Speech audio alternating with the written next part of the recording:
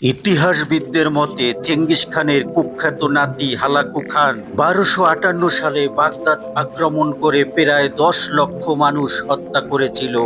মুসলিমদের জ্ঞান চর্চার কেন্দ্রবিন্দু সেই বাগদাদের বিখ্যাত লাইব্রেরি আল হিকমা, যেখানে প্রায় লক্ষ লক্ষ পাণ্ডুলিপি ও বই ছিল চিকিৎসা শাস্ত্রের, ফিলোসফি, বিজ্ঞান এবং সাহিত্যের। এই সমস্ত সবকিছু ধ্বংস করেছিল সেই কুখ্যাত হালাকু খান। সেই বাগদাদের টাইগ্রিস নদীর পানি এই সমস্ত পাণ্ডুলিপির কালিতে কালো হয়ে গিয়েছিল।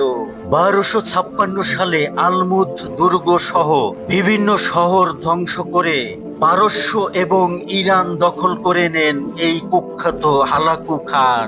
তার এই ভয়ঙ্কর ধ্বংসযজ্ঞের কারণেই মূলত সেই সময়কার আব্বাসীয় খেলাফত শেষ হয়ে যায়।